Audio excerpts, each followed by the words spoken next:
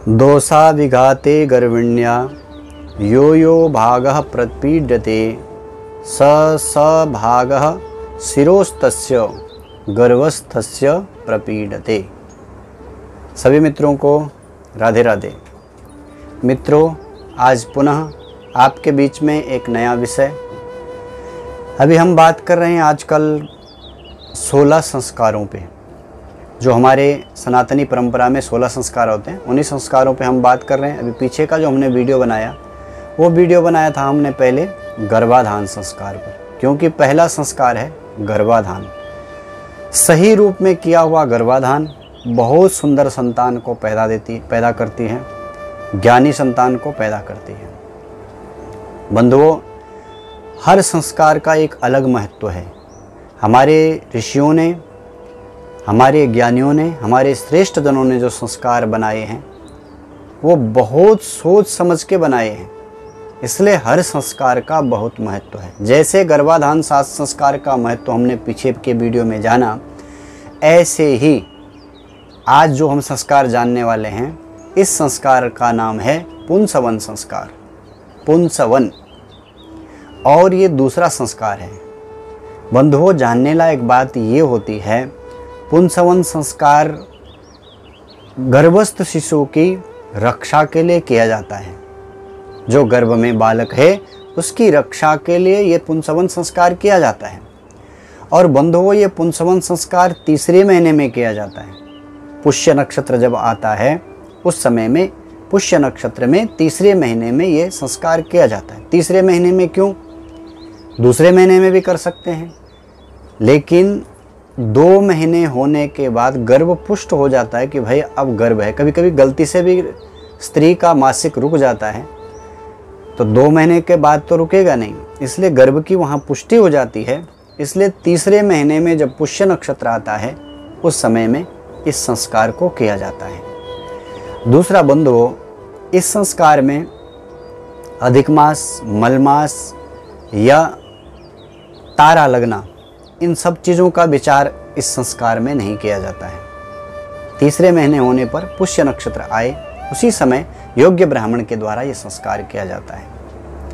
बंधुओं, ये संस्कार जो है गर्भ को सही दिशा में ढालने का संस्कार होता है। गर्भ, बच्चा पैदा होने के बाद हम बोलते हैं कि बच्चा बिगड़ा हुआ है, बच्चा रोगी है, बच्चा क्रोधी है, बच्चा रोगी है। उसका कारण क्या है? उसका कारण होता है कि गर्भ की रक्षा, गर्भ के समय की सावधानियां स्त्री ने सही रूप में नहीं की, जिसका कारण होता है कि बच्चा रोगी होता है, बच्चा जड़ होता है, मूर्ख होता है, बच्चा पागल होता है, बच्चा रोगी होता है। बहुत ध्यान देने की बात है मित्रों। और शास्त्र कहते हैं कि सबसे ज़्यादा खतरा गर्भ गिरने का तीसरे महीने में और 7वें महीने में होता है। गर्भ के अंदर बालक के शरीर का विकास और बुद्धि का विकास, मन का विकास, दोनों एक साथ में चलते हैं। जैसे शरीर विकसित होता है वैसे अंदर ज्ञान, मन हमारा विकसित होता है। इसलिए गर्भ के समय में जितना पोषण शरीर के लिए चाहिए, उसी तरह का पोषण हमारे मन के लिए भी चाहिए। अंदर के लिए जो हमें ज्ञान प्राप्त हो रहा है, गर्भ की पिछले वीडियो में मैं अभिमन्यु का उदाहरण आपको दिया था कि माँ के गर्भ में ही, और प्रहलाद जी ने, उन्होंने भी जब बचपन में माँ के गर्भ में थे तो ज्ञान वहीं प्राप्त कर लिया था। ये कोई ऐसी मनगढ़ंत कहानियां नहीं, बल्कि वास्तविकता है। गर्भ के अंदर बालक को कैसे ढालना है वो माँ के ऊपर निर्भर करता है, बच्चे का विकास। क्योंकि तीसरे महीने के बाद, चौथे महीने से तो पूरे अंग प्रत्यंग आ जाते हैं, तो तीसरे महीने में कोई विशेष अंग बनते नहीं, चौथे महीने से अंग प्रत्यंग बनने लगते हैं। इसलिए बहुत सावधानियां। एक हिसाब से तीसरे महीने में स्त्री को इस संस्कार के माध्यम से उसकी जिम्मेवारियां उसको बताई जाती हैं। पुरुष को उसके इस गर्भस्थ बालक की रक्षा करने के लिए जो उसका जीवन कैसे होना चाहिए वो पुरुष और स्त्री के हाथ में है। सबसे ज़्यादा स्त्री के और फिर पुरुष के, क्योंकि स्त्री के तो गर्भ में उसने रहना है। जैसा चाहे स्त्री वैसे डाल सकती है। फिर पति की पूरी जिम्मेवारी के हर तरह से उसके लिए अनुकूलता का व्यवहार बनाए रखे। मैंने ऐसे पढ़ा है कि उल्टी बेचैनी जितनी ज़्यादा स्त्री को अगर होती है, गर्भ के समय में अत्यधिक बेचैनी होती है, अत्यधिक उल्टियाँ होती हैं, अगर अत्यधिक पित्त बनता है स्त्री को ज़्यादा, तो पक्का है कि उसके गर्भ में बेटी है। और कम पित्त बने, कम उल्टियाँ हो, ज़्यादा दिक्कत ना हो, तो बालक का जन्म होता है, ऐसे शास्त्रकार कहते हैं। ऐसे शास्त्रों में लिखा है। स्त्री को बहुत ज़्यादा जिस समय में तीसरे महीने से लेकर के और 9 महीने पर्यंत, इन 9 महीने पर्यंत तीसरे महीने से, क्योंकि तीसरे महीने से शरीर की पुष्टि होने लगती है, शरीर का विकास होने लगता है, तो खान पान का बहुत ध्यान देना है। सात्विक आहार करना है, अच्छा आहार करना है, ज़्यादा तीखा नहीं खाना, ज़्यादा खट्टा नहीं खाना, ज़्यादा मीठा नहीं खाना, एकदम सरल सात्विक आहार स्त्री को करना चाहिए। अत्यधिक गर्म नहीं खाना, उष्ण, अत्यधिक ठंडा भी नहीं खाना, क्योंकि गर्भ पे उसका बहुत ज़्यादा असर पड़ता है। रहन सहन, जहाँ रह रही हैं वो कमरा अच्छा हो, शुद्ध हो, साफ हो, अपने वस्त्र अच्छे हों, अपना श्रृंगार अच्छा हो, अपना भाव अच्छा हो, और व्यवहार, ये बहुत ध्यान देने की बात है। स्त्री का व्यवहार अच्छा हो, हर समय प्रसन्न मुद्रा में हो। परिवार का कर्तव्य है कि उस स्त्री का हर तरह से ख्याल रखे, ताकि वो स्त्री हर तरह से प्रसन्न रहे, हर समय प्रसन्न रहे। स्त्री को अपना ख्याल खुद भी रखना है, लेकिन चाहिए कि परिवार वाले उसका हर तरह से ख्याल रखें। रहन सहन, खान पान, इसका बहुत ज़्यादा ध्यान रखना है, क्योंकि जैसा खाएगी अन्न वैसा अपना मन भी बनेगा और बच्चे का भी बनेगा। जैसे भाव रहेंगे उस समय में, गर्भ के समय में स्त्री जिस तरह से रहती है, खाती है, पीती है, उठती है, बैठती है, चलती है, वो सब का सब असर गर्भ के अंदर पड़ता है। इसलिए तीसरे महीने में ये सावधानियां स्त्री के लिए बताई जाती हैं कि भैया तेरे गर्भ में अब जो बालक है, तू इस धरती माँ को क्या दे रही है? एक सुसंस्कारित, एक सुसज्जित, एक सुंदर, एक ज्ञान रूपी पुष्पों से सुसज्जित, एक विज्ञान रूपी पुष्पों से सुसज्जित बालक इस धरती के गले में तुम डालना चाहते हो कि एक नशेड़ी, एक जुआरी, एक शराबी, एक कबाबी, कैसा पुष्प इस धरती के गोद में तुम डालना चाहते हो। ये गर्भ के समय में ही सब होता है। कई लोग बोलते हैं बच्चा क्रोधी है, हम तो घर में सब अच्छे हैं, कोई भी खराब नहीं है, और बाद में बोलते हैं बच्चा रोगी बहुत है, क्रोधी बहुत है, इसको तो दौरे पड़ते हैं। ये सारी गलतियां गर्भ के समय की होती हैं बंधुओं। जितना विकास हम कह रहे हैं पेट में शरीर का होता है मनुष्य के, उससे ज़्यादा बुद्धि का विकास होता है, मन का विकास होता है गर्भ के समय में। इसलिए बहुत ज़्यादा सावधानियाँ रखनी है, बहुत ज़्यादा सावधानियाँ स्त्री को रखनी है। चरक संहिता के अंदर हमने पढ़ा, चरक संहिता में लिखा हुआ है, गर्भवती स्त्री अगर अत्यधिक फिरती है, अत्यधिक अगर स्त्री फिरे, तो उसका जो संतान होती है ना, वो संतान पागल होती है। जिस समय गर्भ में, ये अपने मन से नहीं, चरक संहिता के अंदर ये लिखा हुआ है कि अगर गर्भ के समय में स्त्री बहुत ज़्यादा भटकती है, बहुत ज़्यादा चलती है और बहुत ज़्यादा फिरती रहती है, तो उसका बालक पागल होता है। एक बात मैंने चरक संहिता के अंदर पढ़ी, जो स्त्री गर्भ के समय में बहुत ज़्यादा कलह करती है, बहुत ज़्यादा झगड़ा करती है, बहुत ज़्यादा क्लेश करती है, उसकी जो संतान होगी वो मिर्गी वाला होगा, उसको मिर्गी के दौरे पड़ते होंगे। और चरक संहिता में लिखा हुआ है, जो निरंतर चिंता शोक में रहती है स्त्री गर्भ के समय में, उसका बालक एक तो कमज़ोर होगा और दूसरा रोगी होगा। इसलिए स्त्री को चाहिए कि उस समय में इन चीज़ों का ध्यान रखें। दूसरा, अत्यधिक स्त्री जो खट्टा खाती है, अत्यधिक जो खट्टा खाती है, उसके बच्चे को त्वचा रोग होता है। और अत्यधिक मीठा जो खाती है, उसके बच्चे को प्रमेह रोग होता है, उसके बच्चे को प्रमेह रोग होता है। प्रमेय बोलते, आप सब जानते हैं प्रमेय रोग क्या है। जो स्त्री अत्यधिक नमक खाती है, जो स्त्री अत्यधिक नमक खाती है, उसके बच्चे को भी जल्दी बचपन में बाल सफ़ेद हो जाते हैं। इसका मतलब ये है कि अगर हमने आहार अच्छा नहीं किया तो पक्का है कि संतान में ये सब चीज़ें आने वाली। ये सब चरक संहिता के अंदर लिखा हुआ है। तो गर्भ के समय में ये सब सावधानियां स्त्री को रखनी है। अगर वो अच्छा नहीं खाती है, तीखा खाती है, कड़वा खाती है, खट्टा खाती है, उष्ण खाती है, गर्म खाती है, ठंडा खाती है, वो सब गर्भ के अंदर उसका असर पड़ता है। मैंने ऐसे पढ़ा है पुंसवन संस्कार के अंदर, स्त्री को चलते फिरते रहना है, ऐसे नहीं कि बहुत ज़्यादा हिलते डुलते रहना है, घर के सारे काम करते। आजकल डॉक्टर बोलते हैं बिल्कुल बेड रेस्ट करो, वो गलत बात है। हमारे शास्त्रकार कहते हैं कि स्त्री जितनी हिलती डुलती चलती फिरती रहेगी उतना वो बालक पुष्ट होता है गर्भ में। और दूसरा, जब बालक का जन्म होता है उस समय उस माता को कष्ट नहीं होता है। आजकल डॉक्टर बोलते हैं बेड रेस्ट करो, बस पड़े रहो, तो न ढंग से बच्चे का विकास शरीर के अंदर होता है। जो सीधे सीधे पड़ी रहती है, ऐसे कहते हैं उसका नाल लिपट जाता है, भाई पड़ी है बिस्तरे में, उधर ही बैठ के, बिस्तरे में तो वैसे भी खाना नहीं चाहिए।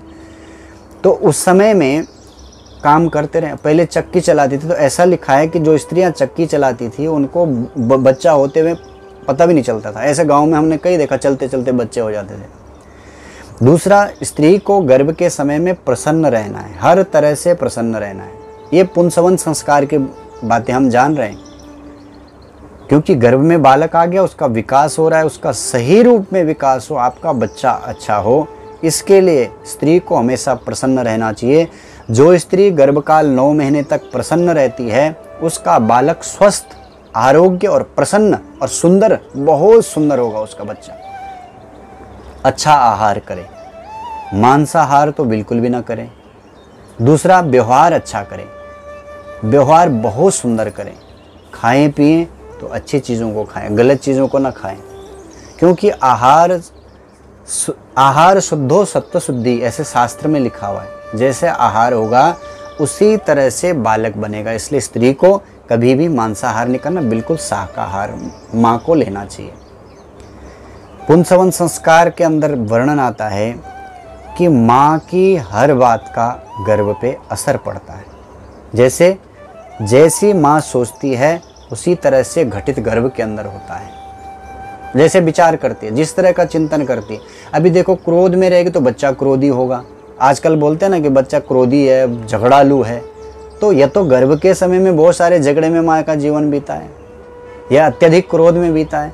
जो माँ गर्भ के समय में प्रसन्न रहती है उसका बालक स्वस्थ, आरोग्य और लंबी उम्र वाला होता है, सुंदर भी होता है। तीसरा बंधुओं, मैंने शुरू में एक श्लोक पढ़ा था, दोषाभिघातै गर्भिण्यो यो यो भाग प्रपीडते, यानी माँ का जो शरीर का जो भाग गर्भ के समय में दुखता है वही भाग बालक के भी दुखता है। यानी माँ को जो पीड़ा हो रही है वो बालक को भी अंदर पीड़ा होती है। इसलिए किसी तरह से उस माँ को, किसी भी तरह की उस माँ को पीड़ा ना हो, किसी भी तरह से उसको पीड़ा ना हो। इस तीसरे मास के जो ये संस्कार है पुंसवन संस्कार के समय में ब्राह्मण देवता बहुत सुंदर भाव बनता है, अपने लोगों को बुलाते हैं, सबका आशीर्वाद मिलता है, घर का अच्छा भाव बनता है। पति और स्त्री के द्वारा, दोनों के द्वारा भगवान गणेश का पूजन कराया जाता है उस गर्भ की पुष्टि के लिए, गर्भ खंडित न हो। क्योंकि तीसरे महीने में हम निवेदन कर रहे थे गर्भ खंडित होने का खतरा रहता है, 7वें महीने में और तीसरे महीने में। तो वो स्त्री प्रसन्न रहेगी, हर तरह से शरीर की अनुकूलता, मन की अनुकूलता, वातावरण की अनुकूलता उसके लिए बनेगी। और दूसरा, एक पहला अनुभव उसके पास में शरीर में अंतर आ रहा है, शरीर के अंदर अलग चीज़ें हो रही हैं, वो डरी भी रहती है, सहमी रहती है, समाज से डरी रहती है कि भैया पेट बढ़ेगा, ये सब चीज़ें होंगी। इस संस्कार के माध्यम से ये सब भय उसके अंदर से निकलता है और उसकी एक जिम्मेवारी बढ़ती है कि वो संसार को, इस जगत को, इस पृथ्वी को एक रत्न देने जा रही है। इसलिए उस रत्न को देने के लिए उसके इतनी ज़्यादा जिम्मेवारियां हैं कि 9 महीने तक उसको आहार का, रहन सहन का, खान पान का, हर चीज़ का, व्यवहार का, हर चीज़ का उसे 9 महीने तक ध्यान रखना है। उसके बाद की जिम्मेवारी बाप की बनती है, उसके बाद की तो पिता की है। मैं पालन करना, उसकी व्यवस्थाएं करना, पढ़ाई लिखाई का व्यवस्था करना, वो पिता की व्यवस्था है। पर इस समय गर्भ की जो व्यवस्था है वो माँ की है। इसलिए तीसरे महीने में फिर सुंदर पूजन इत्यादि किया जाता है। उसके बाद वट वृक्ष की कोमल पत्तियाँ और वट वृक्ष की जो जड़ होती है और साथ में गिलोया, इन सब चीज़ को मिश्रण करके और इसको बिल्कुल बारीक घोट करके पीसा जाता है। बाद में छान के इसका रस निकाला जाता है और उस रस को दाएं नाक में स्त्री को सुंघाया जाता है। दूसरा मित्रों, कहीं पिलाते भी हैं और कहीं कहीं इसकी 2-3 बूंदें दाएं नाक में स्त्री की डालते हैं। अब नाक में ही क्यों डालते हैं?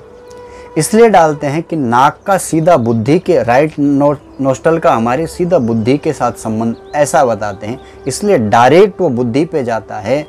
और बड़ जो है वो दीर्घता का प्रतीक है, लंबा जीने वाला वृक्ष है। स्नेह स्नेह बढ़ता है, धीरे धीरे बढ़ता है, लेकिन विशाल होता है, खूब जड़ें फैलती हैं इसकी। इसी तरह से जो गर्भ में आ रहा है ये भी दीर्घजीवी हो, लंबी उम्र वाला हो, लंबी सोच वाला हो, लंबी विचार वाला हो और परिवार को जैसे बट की जड़ें निकलती रहती हैं, पकड़ती रहती हैं, बस ऐसे अपने को, समाज को, परिवार को, हर किसी को ये पकड़ के चले। ये वट के अंदर की ये खासियत है। दूसरा बंधुओं, वट जो है रक्त पित्त को ये समन करता है। हमारे रक्त पित्त नाशक माना गया वट को। और गर्भ खंडित होने का भय रहता है तीसरे महीने में, तो उस समय में जब ये बूंदें दी जाती है उससे गर्भ स्थिर होता है, दीर्घजीव होता है। वट विश्वास का भी प्रतीक है। आपने रामायण में सुना वट विश्वास, रामायण में कई जगह प्रयोग में है। तो ये विश्वास का भी प्रतीक है वट वृक्ष। पित्त का नाशक तो है ही, और गर्भ को ये वट वृक्ष पुष्ट करता है, पुष्ट करता है। ये वट वृक्ष गर्भ को मजबूत करता है, पुष्ट करता है। दूसरा बंधुओं, वट धैर्य का प्रतीक है। ये बूंदे जब शरीर के अंदर जाएंगी तो जो गर्भस्थ बालक है वो धैर्यवान बनेगा, प्रतिष्ठावान बनेगा, वो बालक दृढ़जीवी बनेगा, दीर्घजीवी बनेगा, वो बालक विश्वासी बनेगा, वो बालक। इस पुंसवन का अर्थ सीधा सीधा लगाएं तो पुत्र से ऐसा मानते हैं, पर बंधुओं पुत्र और बेटा और बेटी होना निर्भर करता है किस समय? गर्भाधान के समय। ये तो पुंसवन संस्कार है तीसरे महीने में। तो जब हमने गर्भ के समय में वो सावधानियां किया तो बालक बालिका तो गर्भ में आ ही गई हैं। अब तो पुत्र बनाने या पुत्री बनाने का बात नहीं होता है, बल्कि पुंसवन का अर्थ करें पौरुषत्व, पौरुषत्व वाला, पुरुषत्व वाली जिसको बोलते हैं, या ऐसे समूह बलिष्ठ संतान, बलिष्ठ संतान की कामना से हम पुंसवन संस्कार तीसरे महीने में करते हैं। और सही रूप में पुंसवन संस्कार किया जाता है तो गर्भ गिरता नहीं, बालक दीर्घजीवी बनता है। पिता का फिर वहाँ पे जब संस्कार किया जाता है तो पिता का हाथ माँ के कंधे पे रखाया जाता है। इसका मतलब ये होता है कि उसको ये जिम्मेवारी का एहसास कराया जाता है कि भैया तुम दोनों ने बहुत अच्छा काम किया। और पुरुष स्त्री से कहता है कि तू अकेली नहीं है, मैं तेरे साथ में हूँ, हर क्षण मैं तेरे साथ हूँ। जितनी जिम्मेवारी तेरी है उतनी जिम्मेवारी मेरी भी है। और तब उस समय में जब ये सब किया जाता है तो उस समय में फिर मंत्र है, मंत्रों का प्रयोग किया जाता है। हिरण्यगर्भः समवर्तताग्रे भूतस्य जातः पतिरेकः, एक तो ये मंत्र, और एक जब रस उसके नासिका में डाला जाता है, अद्भ्यः संवृतः पृथिव्याम रसाश्च विश्वकर्मणः, इन मंत्रों के द्वारा नासा छिद्र में वो रस डाला जाता है। और फिर ये संस्कार बड़े धूमधाम से मनाया जाता है। बहुत सुंदर माहौल घर का होता है, सभी आशीर्वाद देते हैं, बालक को भी और स्त्री को भी। अब धीरे धीरे संस्कार खत्म हो रहे हैं, पर बंधुओं ये संस्कार हमारे जीवित रहेंगे। जब तक हमारे संस्कृति, हमारे संस्कार जीवित रहेंगे तब तक हमारे भारत का कोई कुछ भी बिगाड़ नहीं सकता है। और हमारे देश में सुसंस्कृत, सुसंस्कारित अगर बच्चे होंगे तो हमारे देश का भविष्य बहुत उन्नत होगा, बहुत प्रशस्त होगा। नहीं तो संस्कारहीन बालक स्वयं का भी पतन करेगा और अपने पितरों का, अपने पिता का भी पतन करेगा। सुसंस्कारित बालक गर्भ से ही बनाए जाते हैं। उस गर्भ के समय में माँ को अच्छे भाव रखने हैं, अच्छे अच्छे चीज़ों का चिंतन करना है, शास्त्रों का अध्ययन करना है और जो अच्छे शास्त्र हैं उनका अध्ययन विशेष रूप से करना है। धर्मादिक ग्रंथों का अध्ययन करना है और अच्छे लोगों का संग, अच्छे लोगों के साथ परिवार का पूरा कर्तव्य बनता है कि हर तरह से उस स्त्री का सहयोग करें ताकि जो गर्भ में बालक आ रहा है वो कोई ज्ञानी बालक आए, बहुत बड़ा ज्ञानी आए जो इस देश की डोर को संभाले और हमारे देश को खूब प्रगति के मार्ग पे ले जाए। तो बंधुओं, ये जानकारी पुंसवन संस्कार की शायद आपको अच्छी लगी होगी। अगर आपको अच्छे लगे तो इस वीडियो को शेयर ज़रूर कीजिएगा ताकि उन तक पहुँचे जो चाहते हैं कि हमें बेटा अच्छा हो, बेटी अच्छी हो, संस्कारित हो। उसके लिए हमें क्या करना, तो इस वीडियो के अंदर जहाँ तक कोशिश की मैंने पूरी जानकारी देने की। वैसे तो शास्त्र अनेक हैं और सार भी कितना भी कम करो तो फिर बढ़ता ही जाता है और बहुत सारी जानकारियाँ होती हैं, लेकिन सूक्ष्म रूप थोड़े समय में जानकारी देने की मैं पूरा प्रयत्न आपको किया। आपको अच्छा लगे तो शेयर ज़रूर कीजिएगा और अगर अभी तक YouTube चैनल मेरा सब्सक्राइब नहीं किया आपने तो आचार्य देवेंद्र गिरधर मेरे YouTube चैनल को सब्सक्राइब ज़रूर कीजिएगा। पुनः आपके बीच में सीमंत संस्कार लेकर के बहुत जल्दी आऊँगा। तब तक आप सभी मेरे भाई बहनों को राधे राधे।